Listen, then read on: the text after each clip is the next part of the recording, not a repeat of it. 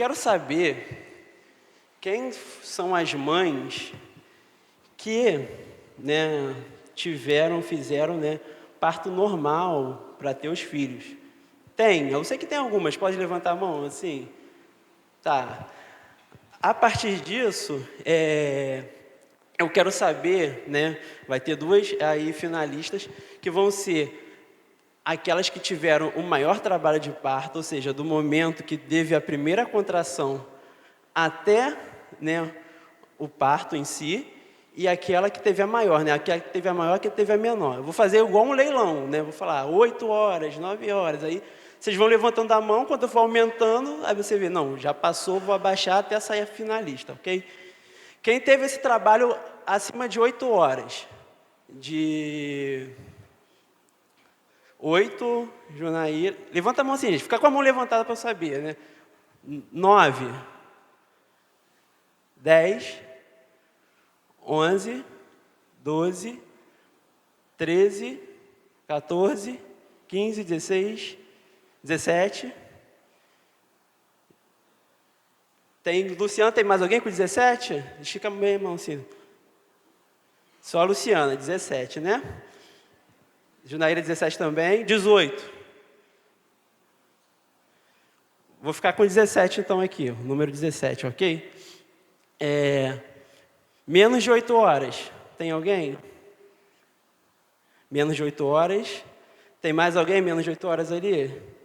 Então vou ficar com 8, dou-lhe uma, dou-lhe duas.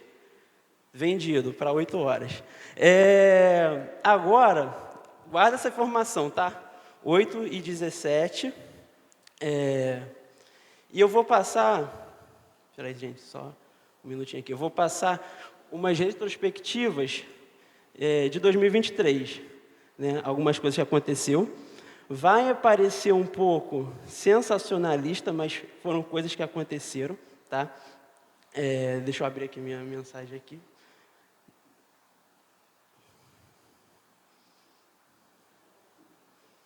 Gente, incrível como tudo dá branco na hora, né? Mas... Então, vamos lá, né? Retrospectiva de 2023. Pode passar aí, né? Acho que vai ficar algumas ali pequenas, eu vou falar algumas aqui. Né? Um segundo terremoto atinge o Afeganistão em 5 dias. Foram mortas mais de 24 mil, não, 2 mil, né, e 400 pessoas. Mortos e terremotos na Turquia passa de 50 mil. Fortes terremotos matam mais de 600 no Marrocos. Mais de 5 mil pessoas morrem e 10 mil estão desaparecidas após passagem de tempestade na Líbia. E entre outros. Isso aqui foi tudo aconteceu no passado, tá, gente? Eu não estou pegando aqui coisas de muito tempo, não.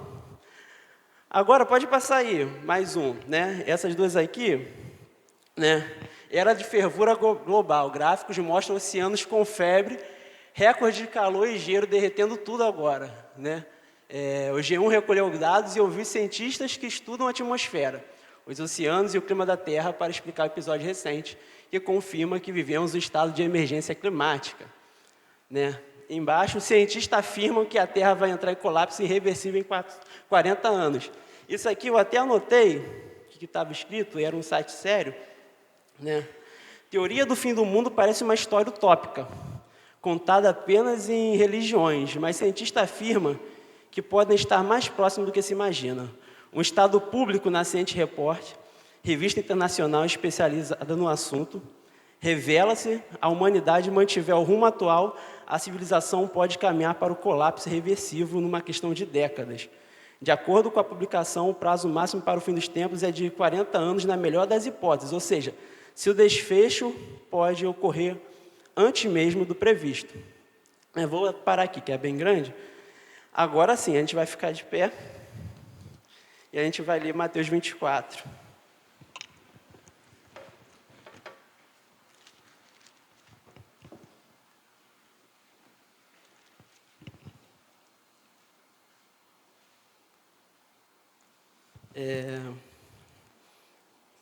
A gente vai ler Mateus 24, do versículo 1 até o versículo 44. Enquanto vocês abrem aí, pode passar, isso aí, né? Eu até peguei esse reloginho aí, esse reloginho ele existe, ele foi criado em 1947, depois da guerra, para a questão da bomba atômica, né? É um relógio teórico, né, que estava, até um tempo atrás, estava dando 2 minutos para meia-noite, e agora está dando, né, 90 segundos. Eles atualizaram terça-feira agora, inclusive, continuou em 90 segundos desde o ano passado, por causa da guerra da Ucrânia. Isso também eu esqueci de falar das guerras, né, gente? A guerra da Ucrânia, a guerra de Jerusalém, lá de Israel com a Palestina e tudo mais. Vamos ler aí, então. Tendo Jesus saído do templo, ia se retirando, quando se aproximaram dele os seus discípulos, para lhe mostrar as construções do templo. Ele, porém, lhe disse: não vedes tudo isso? Em verdade vos digo que não ficará aqui pedra sobre pedra, que não seja derribada. No Monte das Oliveiras, achava-se Jesus assentado, quando se aproximaram dele os discípulos em particular e lhe pediram: dize-nos quando sucederão essas coisas e que sinais haverá da tua vinda e da consumação do século. E ele lhe respondeu: vede que ninguém vos engane, porque virão muitos em meu nome, dizendo eu sou Cristo, e enganarão muitos. E certamente ouvireis falar de guerra e rumores de guerra. Vedes, não vos assustei, porque é necessário que assim acontecer. Mas ainda não é o fim. Porque se levantará nação contra nação, reino contra reino, e haverá fomes e terremotos em vários lugares. Porém, tudo isso é o princípio das dores. Então sereis atribulados e vos matarão. Sereis odiados de todas as nações por causa do meu nome. Nesse tempo, muito hão de escandalizar, trair e odiar uns aos outros. Levantar-se-á muitos falsos profetas e enganarão a muitos. E por se multiplicar a iniquidade, o amor se esfriará de quase todos. E aquele, porém, que perseverar até o fim será salvo. E será pregado o evangelho do reino por todo o mundo para testemunho das nações. Então virá o fim. Quando, pois, virdes o abominável da desolação que falou o profeta Daniel no lugar santo, quem lhe entenda, então os que estiverem na Judéia fogem para os montes. Quem estiver sobrerado não desça a tirar coisa alguma, e quem estiver no campo não volte para buscar sua capa. Ai da que estiverem grávidos e que amamentarem naqueles dias. Orai para que a vossa fuga não seja no inverno nem nos sábados, porque nesse tempo haverá grande tribulação, como desde o princípio do mundo até agora não tem havido e nem haverá jamais. Se não tivesse aqueles dias sendo abreviados, ninguém seria salvo. Mas por causa dos escolhidos, tais dias serão abreviados. Então, se alguém vos dizer, eis o Cristo ali, não acreditareis, porque surgirão falsos cristos e falsos profetas, operando grandes sinais e prodígios para enganar, se possíveis, os próprios eleitos. Vede que vos tenho predito. Portanto, se disserem, eis ele está no deserto, não saia, ou ele no interior da casa, não acredite. Porque assim como o relâmpago sai do oriente e se mostra até o ocidente, assim será a vida do homem. Onde estiver o cadáver, ali se ajuntarão os abutres. Logo em seguida, a tribulação daqueles dias, o sol escurecerá, a luz não dará a sua claridade, e as estrelas do firmamento e os poderes do céu serão abalados.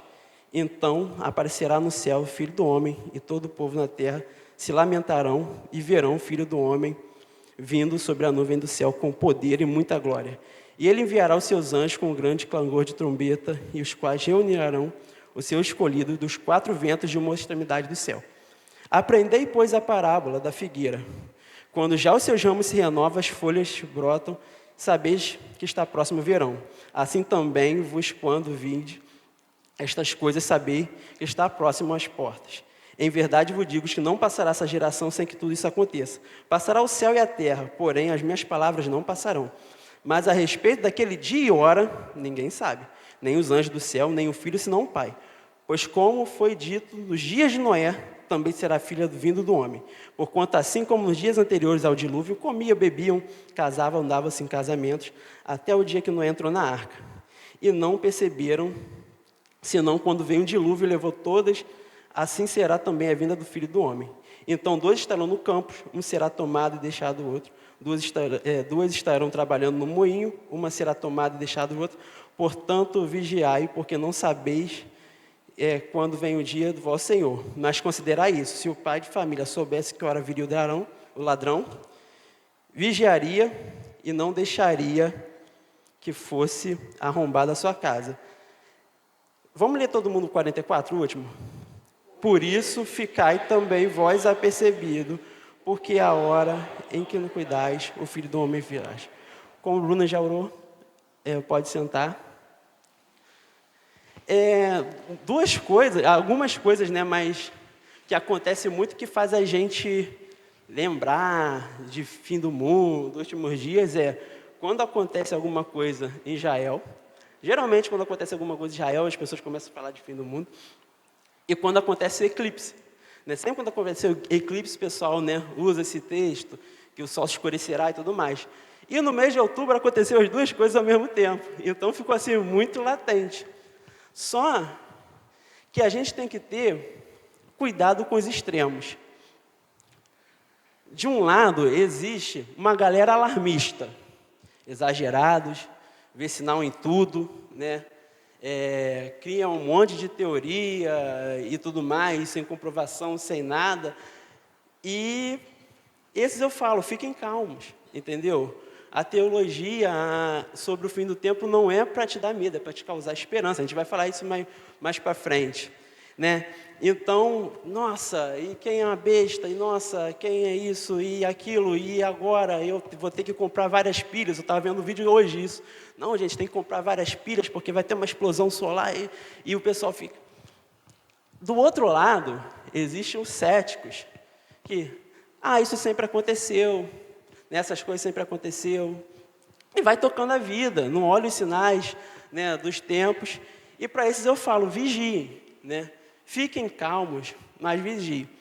E eu vou separar, né, essa pregação aí em 4 partes. Pode passar para mim, por favor? Né, eu não vou falar versículo por versículo, vocês viram que a gente leu bastante coisa, né? Mas a percepção dos discípulos, o princípio das dores, a grande aflição e a necessidade da vigilância. Então, a gente vai começar a falar da percepção dos discípulos, né? Pode passar aí para mim, por gentileza. Vamos tentar aqui rapidinho um contexto histórico. Né, a gente teve o primeiro templo de Salomão, né? O primeiro templo de Israel que Salomão construiu, ele foi destruído por Nabucodonosor, o exército invadiu. O povo, quando voltou do cativeiro, eles constroem o segundo templo, né? Não tem a mesma glória do primeiro em questão de monumentos, de tudo mais. Só que quando Roma começa a pegar aqueles lugares lá, né, do Oriente Médio, eles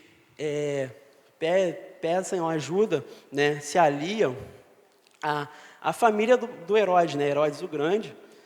E Herodes, ele é um edomita, né? O Herodes, ele não é um judeu, ele é um edomita. O que é um edomita? Né? Isaac teve 2 filhos, Jacó e Esaú. Jacó é Israel, Esaú é Edom. Então, né, e o Herodes, ele é descendente dos edomitas. Quando a família dele ajuda Roma a conquistar aquele lugar ali, eles são colocados ali como uma espécie de governador, ou até rei, né? A gente vai ver falando sobre rei, mas era mais um governador, porque, né, havia um imperador de Roma. Só que o povo não via, né, com muito bons olhos, porque não era um judeu, era um edomita. Então, o que Herodes faz? Ele reforma o templo. Ele reforma o templo, cria muros, deixa o templo grandioso. Então, assim, para um povo, né, ele faz isso assim para ganhar uma média, para um povo que estava sob a opressão de Roma, e eles veem um templo grandioso, era assim, uma das construções que dizem que, se não era a mais grandiosa do Império Romano. Então, assim, era um motivo de se orgulhar, né? Por isso que quando os discípulos eles vão falar com Jesus, eles se orgulham, tá vendo? Essas construções e tudo mais, né? Mateus não fala, mas Lucas fala que quem está ali é Pedro, Tiago, João e André. Então, Jesus olha e fala assim, dá uma sentença que é, você está vendo isso aí? Não ficará pedra sobre pedra. E de fato não fica, né? No ano 70, né, Tito invade Jerusalém e destrói. Só que os discípulos geraram uma dúvida que a gente tem que pensar nessa conexão. Porque quando Jesus fala que o templo será destruído, os discípulos perguntam assim, tá, o templo será destruído e quando será o fim dos tempos? Mas o que tem a ver o templo ser destruído com o final dos tempos? Por que eles fizeram essa associação? Porque lá no livro de Daniel, fala, né, sobre o tempo do fim, né, inclusive Apocalipse não é o único livro que fala sobre o final dos tempos, Daniel fala muito, e fala sobre a destruição do santuário e tudo mais. Então, quando eles verem que Jesus fala que o templo vai ser destruído, eles associam isso e perguntam. Só que o que acontece? Dentro da história, a gente tem um termo, né, sobre a duração, período histórico, né, que é o período de longa, média e curta duração, né, do tempo histórico. Vou dar um exemplo rápido. O que é um período curto? Eu pregando aqui. Né? Você conta uma história, eu fui lá na igreja, o Douglas pregou, isso é uma curta duração.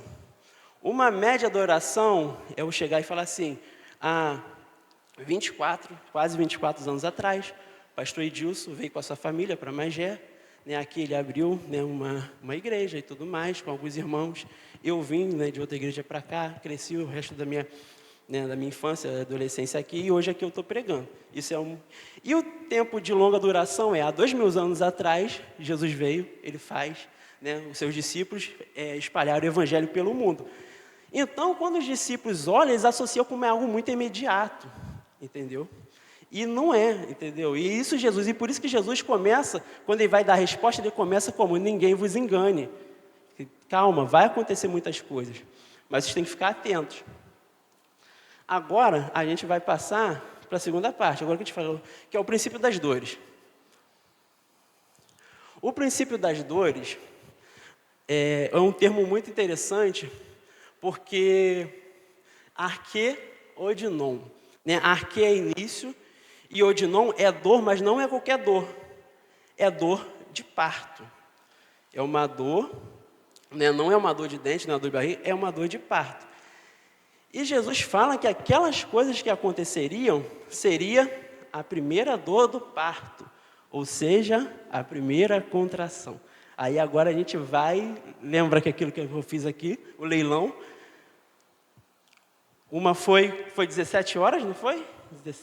17, outra foi 8, 17, você não sabe quando vai vir, você não sabe. E esse termo, então você não sabe, você vê as dores, você vê os sinais, mas você não sabe se é agora, se é amanhã, né, os sinais da vinda do Filho Homem. E esse termo, ele é muito usado na Bíblia, do Gênesis ao Apocalipse, de dores de parto, para falar da vinda de Jesus, da manifestação de Jesus. Inclusive, a tradição judaica chama de Revel Machia, né? Esse termo não está na Bíblia no original, mas é uma tradução. Os judeus que não acreditam em Jesus como Messias, mas eles acreditam nessa dor do parto que virá antes que o Messias venha. E eu falei que isso está de Gênesis Apocalipse, né? Pode passar aí. Vamos começar lá no Gênesis. Porém, dá para ler aí, gente? Se tiver para ler, leia comigo. Se não der, tudo bem. Porém, inimizade entre você e a mulher, entre a sua descendência e a descendência dela. Este lhe ferirá a cabeça e lhe ferirá o calcanhar. E a mulher ele disse, aumentarei muito os seus sofrimentos na gravidez, com dor dará luz, e o seu desejo será para o seu marido e ele o governará. Estranho, porque Jesus, quando você vê as sentenças, Jesus não fala de você vai ter dor de dente, vocês não vão para nenhum, né? Uma doença, agora vocês vão ficar doentes. Ele fala sobre a dor do parto, que a mulher teria dor do parto, mas ele fala, sentenciando a serpente, que o descendente dessa mulher esmagaria a cabeça.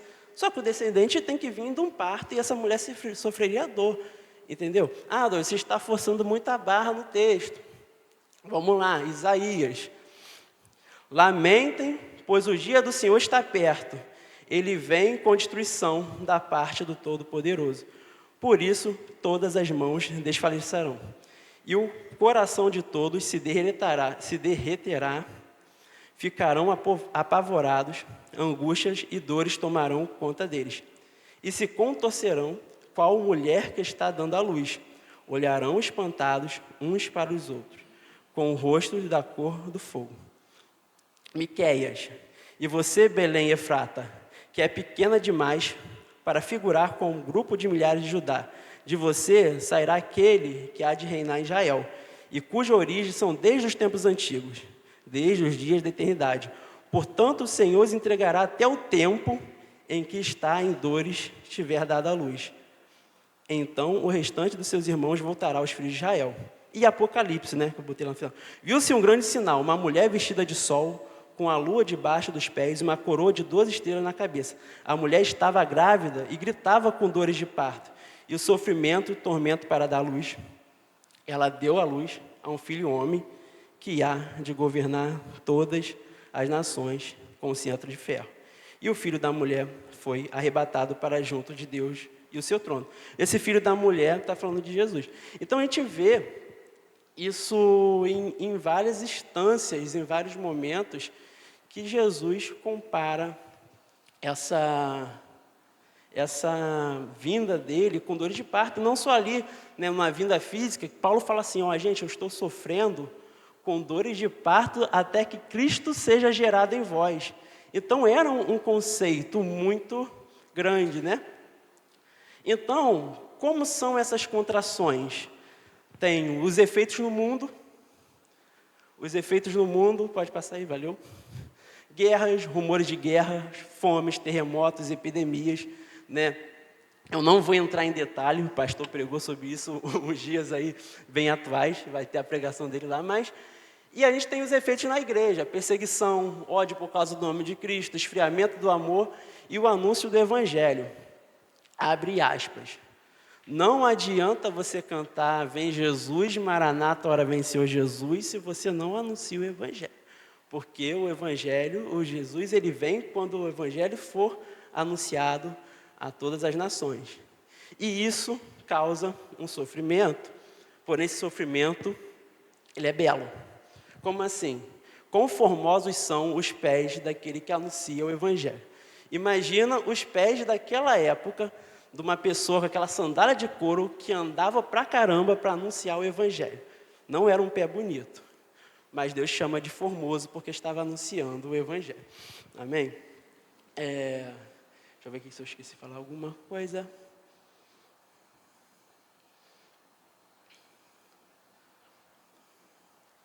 Sim, vamos lá.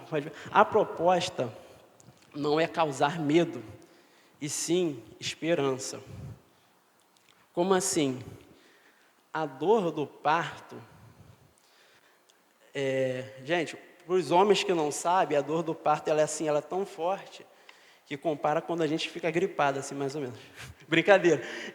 Mas a dor do parto, né? Embora ela tenha uma dor, né, que ela seja assim absurda, a mãe tem vontade às vezes de ter outro filho, mesmo tendo passado pela dor que passou, porque a alegria que vem a criança depois faz ela esquecer totalmente a dor. Vamos lá para João 16, está ali? Jesus falando. Gente, eu acho que eu não botei água aqui. Ah, tá aqui.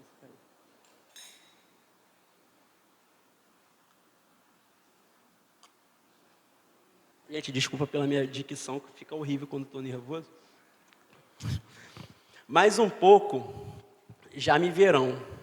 Um pouco mais, e me verão de novo. Um pouco já não me verão, um pouco mais me verão de novo. Alguns dos seus discípulos disseram uns aos outros, o que ele quer dizer com isso? Mais um pouco, e não me verão, e um pouco mais me verão de novo. E porque eu vou para o Pai. E perguntava, o que quer dizer um pouco mais, não entendendo o que estava dizendo. Jesus, percebendo que desejavam interrogá-lo a respeito disso, pelo que disseram: vocês estão perguntando uns aos outros o que eu quis dizer quando falei mais um pouco e não me verão, e um pouco mais me verão de novo? Digo-lhes que certamente vocês chorarão e se lamentarão, mas o mundo se alegrará. Vocês se entristecerão, mas a tristeza de vocês se tornará em alegria. Aí a mulher, a mulher que está dando luz sente dores, porque chegou a sua hora. Mas quando o bebê nasce, ela esquece a angústia por causa da alegria de ter nascido no mundo menino. Assim acontece com vocês. Agora é hora de tristeza para vocês, mas eu os verei de novo outra vez, e vocês se alegrarão, e ninguém lhes tirará essa alegria. Então, assim, gente, é uma dor que ela tem que acontecer. E Jesus fala assim, quando vier essas coisas, né, não é essa passagem de Mateus, ela é dita em Marcos, ela é dita em Lucas, se eu não me engano, em Lucas vai falar isso. Quando vocês vierem essas coisas, exultem, porque está próxima a salvação de vocês.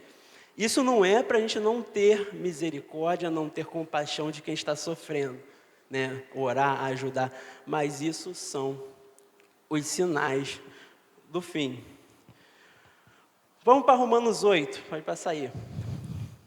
Considero que os sofrimentos atuais não podem ser comparados com a glória que nos há de ser revelada. A natureza criada aguarda com grande expectativa que os filhos de Deus sejam revelados, pois ela foi submetida à futilidade, não pela sua própria escolha, mas por causa da vontade daquele que a sujeitou, na esperança de que a própria natureza criada seja liberta da escravidão, da decadência e que se encontra para a gloriosa liberdade dos filhos de Deus. Sabemos que toda a natureza criada geme até agora, como dores de parto. E não só isso, mas nós mesmos que temos os primeiros frutos do Espírito, gememos interiormente, esperando ansiosamente a nossa adoção como filho e a redenção do nosso corpo. Em termos aqui, Paulo falou que quando Adão sujeitou a natureza ao pecado, essa natureza sofre. Ela sofre aguardando o dia da redenção, como dores de parto. Então, é o princípio das dores. Essas dores, elas vão se intensificar, elas vão sendo mais recorrentes. Isso a gente está vendo ao longo da história, está acontecendo, mas isso não é para causar temor, isso é para causar esperança. A grande aflição, ou também conhecida como a grande tribulação, né? Que a gente fala aqui, né? Quando, pois, vides o abominável da desolação, que falou o profeta Daniel no lugar santo, então que estiverem na Judéia, fuja para o monte, quem estiver sobre o eirado, não desça para tirar de casa coisa alguma, e quem estiver no campo, não volte para trás para buscar sua capa. Ai das que estiverem grávidas, e das que amamentarem naquele dia, orai para que a sua fuga não seja no inverno, nem no sábado, porque nesse tempo haverá grande tribulação, como desde o princípio do mundo até agora, não tem havido e não haverá jamais. A minha ideia aqui não é trazer uma linha de teologia, né, sobre o fim do tempo. Isso aí, eu não sou louco de fazer isso, porque eu, pelo menos nessa questão, parece que quando mais eu leio, menos eu sei, mas eu posso falar o que o texto está falando. E só que tem algumas visões que, para a gente dar continuidade aqui, eu tenho que apresentar a vocês, que primeiro é uma visão preterista, ou seja, é uma visão do passado, né? A pessoa olha aqui e fala, não, esse texto aqui, Jesus está falando quando Jerusalém foi sitiada nos anos 70 e foi destruída e acabou. É disso ali que Jesus está falando. Essa não me parece ser a mais adequada. Inclusive, se você acha que é essa, pode ir embora, brincadeira. Mas assim, porque ela fala da vinda do Senhor, né? E Jesus, até que eu saiba, ele não veio. Daí para baixo, a gente consegue conversar, mesmo eu acreditando em uma, vocês acreditando em outra, uma visão do futuro somente. Não tem nada a ver com o que aconteceu no ano 70, Jesus está falando do final dos tempos. Uma visão continuista, no sentido de ela começou lá e ela vai vindo até o final dos tempos. E aqui eu sou assim mais apaixonado um pouquinho, aconteceu no passado e acontecerá no futuro. Porque isso era muito comum na mentalidade hebraica de uma profecia acontecer várias vezes, entendeu? Porque talvez não na sua totalidade. Vou dar um exemplo aqui. Deixa eu ver um exemplo aqui bom para dar. Aqui ele fala quando vê o abominável da desolação, mas Lucas fala quando vê Jerusalém sitiada. Né? Jerusalém vai ser sitiada, então ela vai ser destruída. O que aconteceu na época de Jeremias?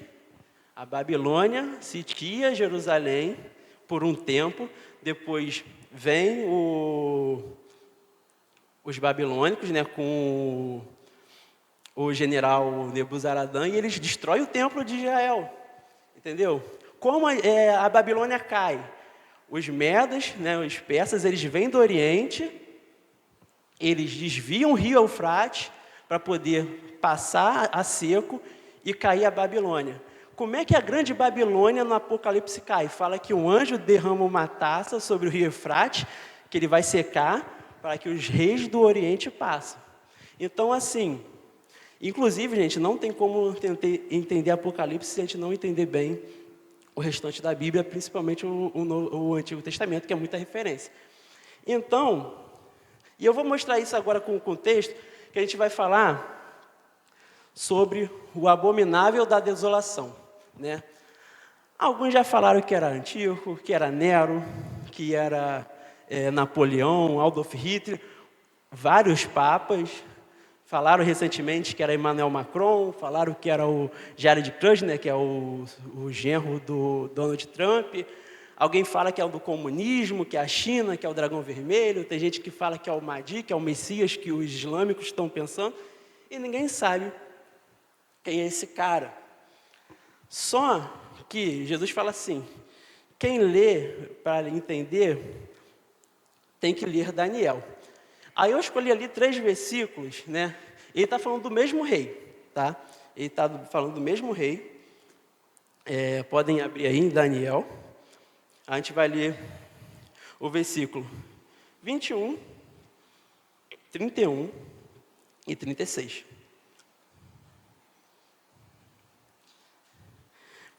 Depois se levantará em seu lugar um homem vil, o qual não tinha dado dignidade leal, mas ele virá caladamente e tomará o reino com intrigas. 31.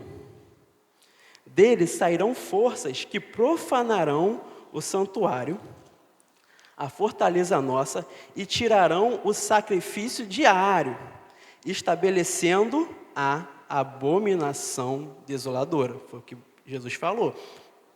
Aí o 36 que eu falei, este rei fará segundo a sua vontade, e se levantará e se engrandecerá sobre todo Deus, contra o Deus dos deuses, fará coisas incríveis e será próspero, até que se cumpra a indignação, porque aquilo que está determinado será feito.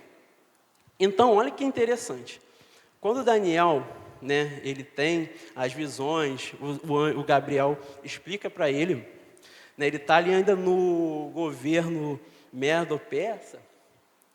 Depois disso, vem Alexandre o Grande, né? Alexandre o Grande, e a Bíblia fala disso, tá? Não fala os nomes, mas se você for vendo a profecia, ela está falando disso.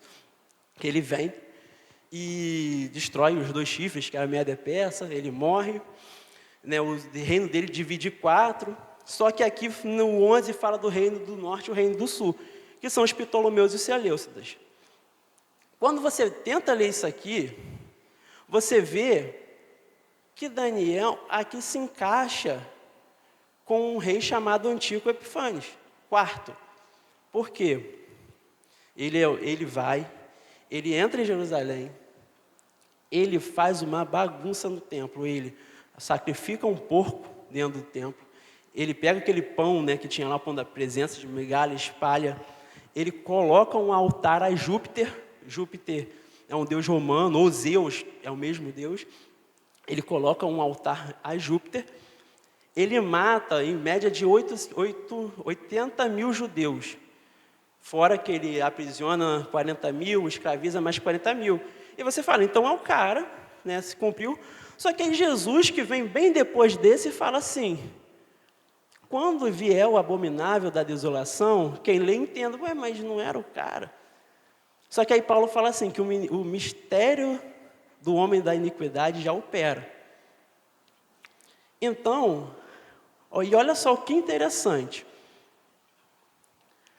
Ele bota um altar a Zeus lá.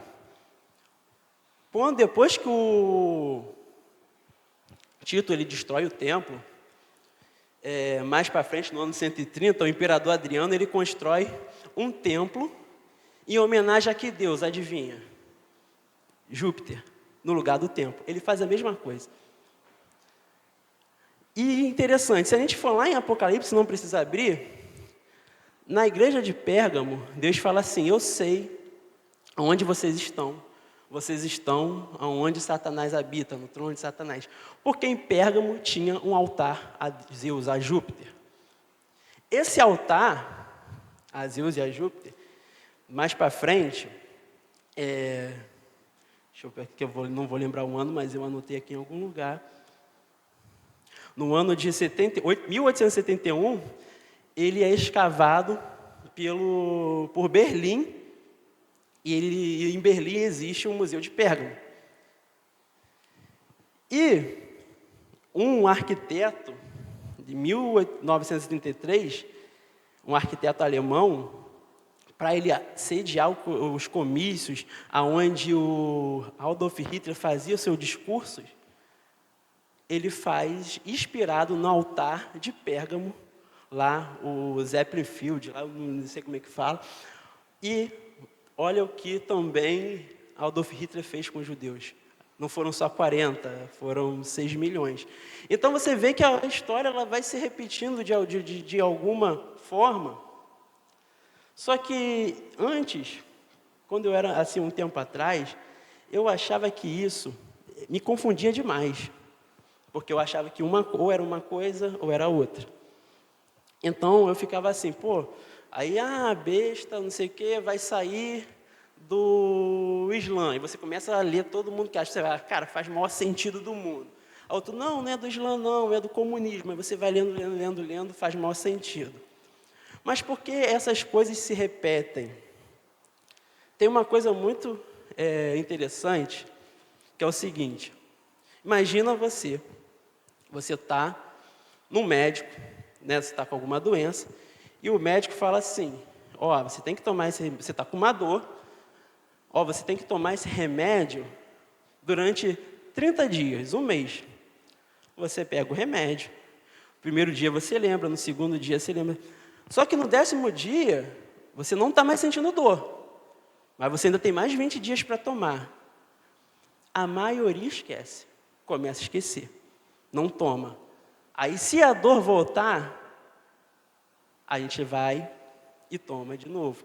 Né? Por quê? Então, por que essas coisas se repetem, os sinais se repetem? Para a gente não esquecer. Para a gente não esquecer. Né? Às vezes a gente está perdido, a gente está na nossa vida, eu tenho que trabalhar, eu tenho que fazer isso, e a gente está esquecendo que Jesus vai voltar. Né? E Deus é tão misericordioso que Ele deixa algumas coisas se repetirem para a gente olhar. Paulo chama esse homem de homem da iniquidade, só que no grego é ânimos. E ânimos significa sem lei. Lembra que o antigo fazia o que queria e tudo mais? E olha para onde a humanidade está caminhando. A gente está perdendo os absolutos. Hoje tudo é relativo. Hoje não tem mais. Né? Você é o que você quiser. Você faz o que... E, gente, isso aí não é por coincidência. Né? Eu nem anotei isso, mas eu lembrei agora. Existiu um satanista, um tempo atrás, que ele foi muito influente para a grande mídia, chamado Aleister Crowley. Não sei se alguém já ouviu falar desse cara, mas já tem música do cara e muita coisa assim. E ele tem um livro que ele chama de Livro da Lei. E ele fala o seguinte, e o homem, o nome desse livro é Liberóis. Ele fala que o homem ele tem direito de pensar o que quiser, ele tem direito de sentir o que quiser, e ele tem que ter coragem para matar quem tira esse direito dele, de pensar o que quiser e de sentir o que quiser. Aí você lembra do Mágico de Oz? Liberóis, Mágico de Oz? Você tem um espantalho, que ele não tem cérebro. Para que ele quer um cérebro? Para pensar o que quiser. Um homem de lata, que ele não tem coração, ele quer o quê? Sentir o que quiser. E tem um leão que é covarde, que ele quer coragem. Para quê? Para matar o que ele quiser. Então, gente, essas coisas que acontecem no mundo, cara, o mundo já é do maligno. Isso não é coincidência, as coisas que estão acontecendo. Vamos em 2 Tessalonicenses, agora, falar um pouco desse homem aí da iniquidade.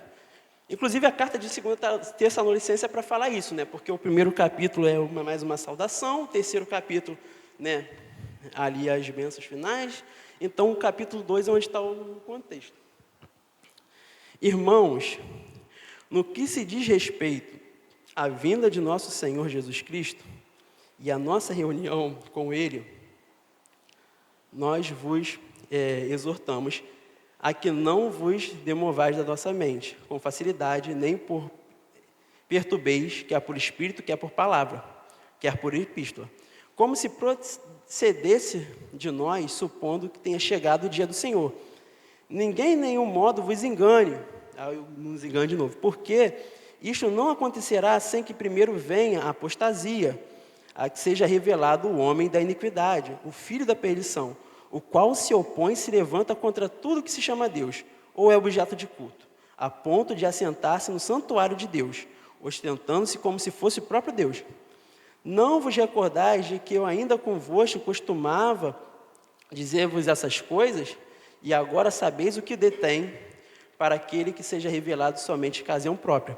Com efeito, o mistério da iniquidade já opera, e aguarda somente que seja afastado daquele que agora o detém.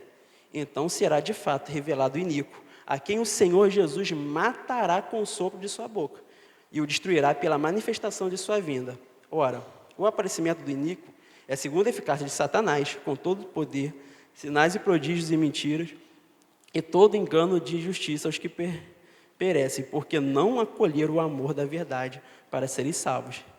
É por este motivo, pois, que Deus lhes manda a apuração do erro, para darem crédito à mentira, a fim de serem julgados com todos quanto não deram crédito à verdade, e pelo contrário, deleita-se com a injustiça.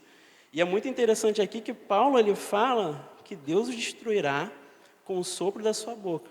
Por mais que esse homem, né, seja tão poderoso, ele é destruído pelo sopro da boca de Deus. Gente, Deus está no controle de tudo, entendeu? Não existe uma briga de Deus e o diabo ali equivalendo, entendeu? Quando chegar a hora, Deus fala assim, acabou, né? E fala também, né, que ele não, isso também é muito interessante, por não darem crédito ao Espírito da verdade, o Espírito Santo, Deus vai permitir que o Espírito da mentira, ele opere, né? Aí, necessidade da vigilância, mas eu vou falar também aí da vinda do Filho do Homem. Deixa eu voltar lá para Mateus 24.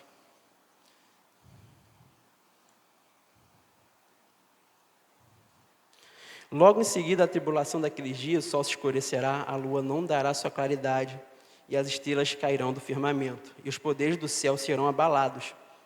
Então aparecerá no céu o Filho do Homem.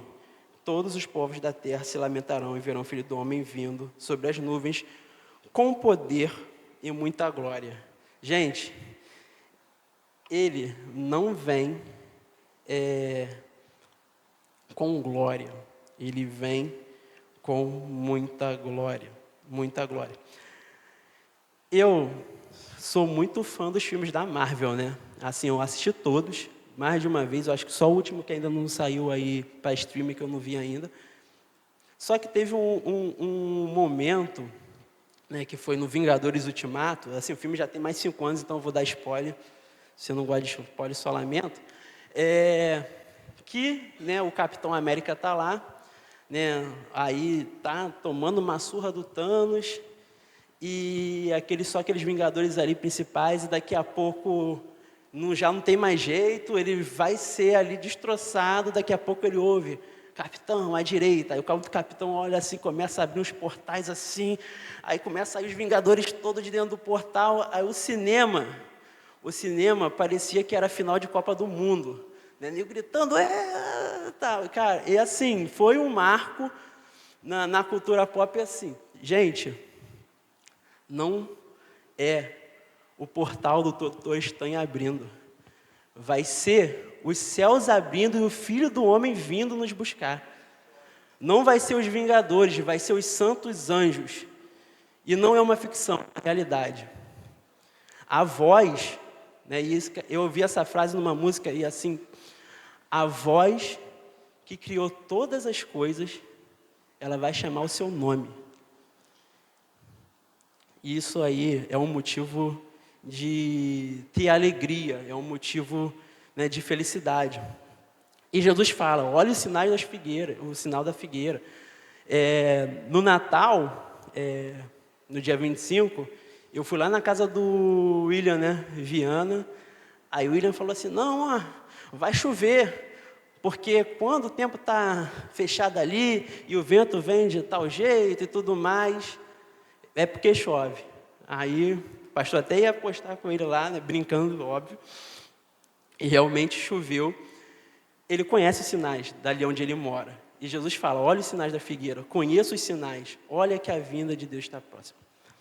E Jesus compara com os dias de Noé, né? Em outra passagem também vai comparar com os dias de Ló, que todos comiam, bebiam, davam-se casamento. E agora que eu falo, qual é o problema em comer? Qual é o problema em beber? Qual é o problema em dar-se em casamento?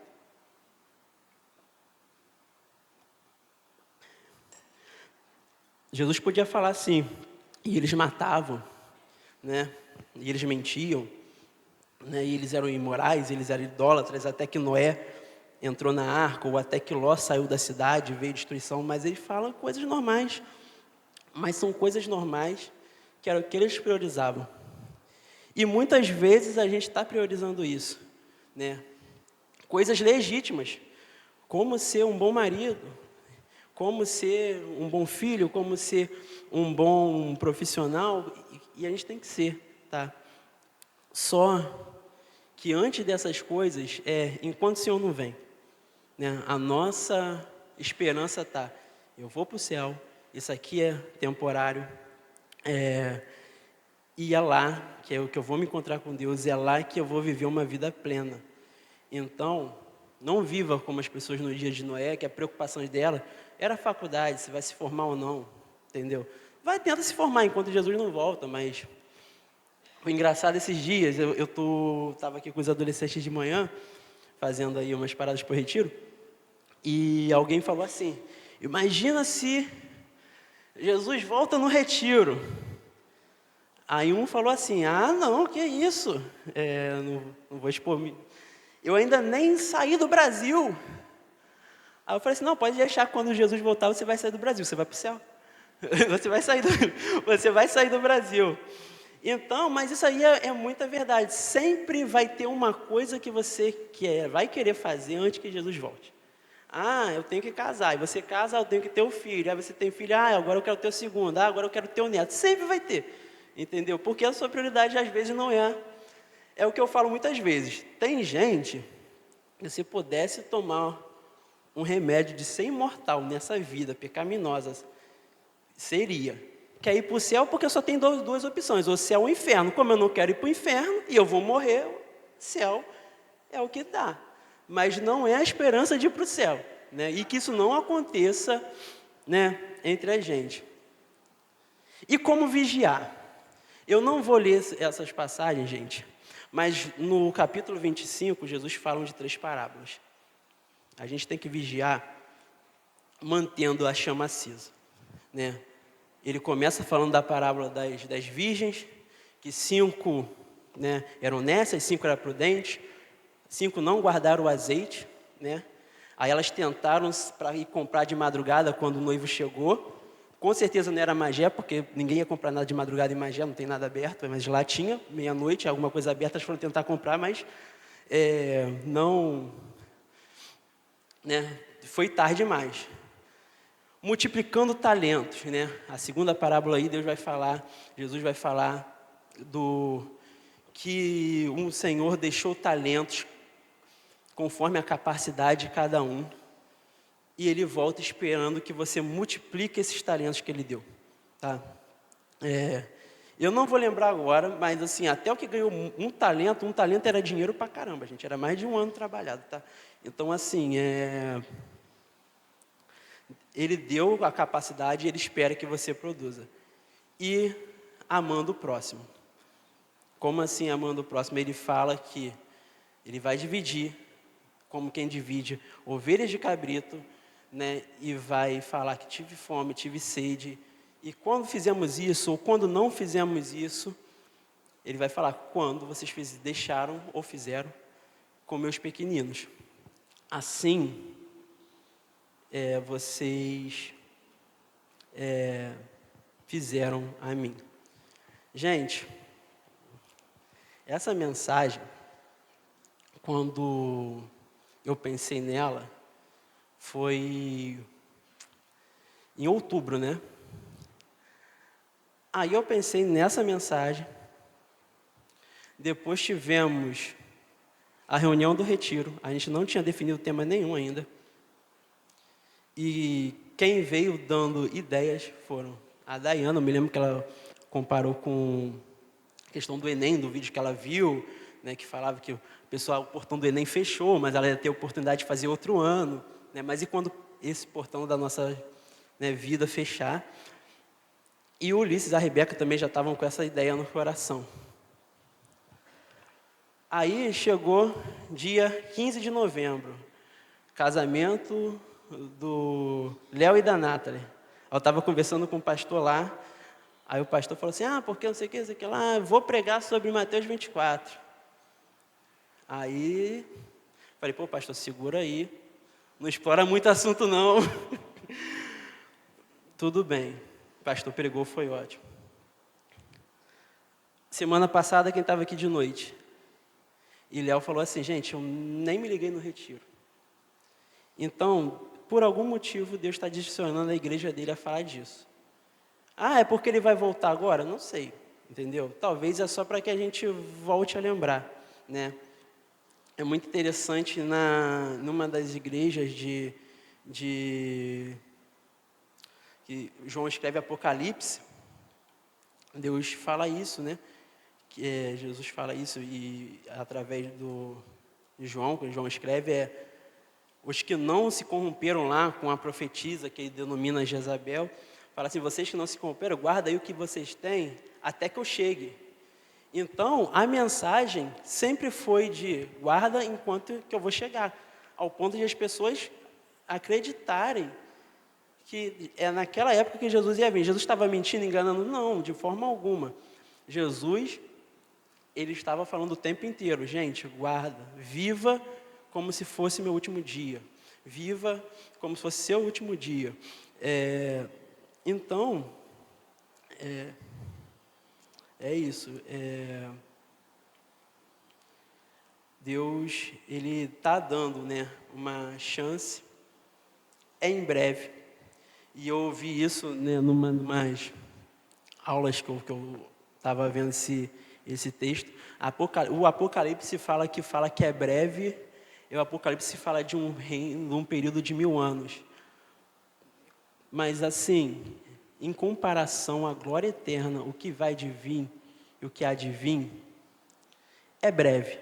Isso aqui vai passar, essa vida vai passar, o que você estudou, o que você fez, entendeu? Se você tinha 1 seguidor ou 50 seguidores no Instagram, não vai fazer muita diferença. Se você foi um pedreiro, um médico, não vai fazer muita diferença.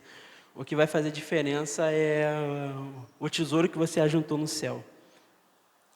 E eu vou pedir, né, para os irmãos ficarem de pé, e a gente vai fazer uma oração.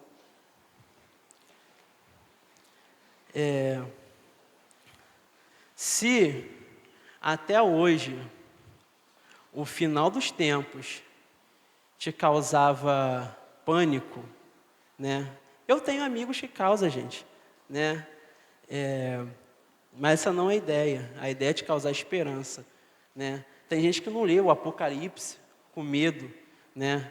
E Apocalipse é o livro que fala que é o livro que é você abençoado só por ler, né?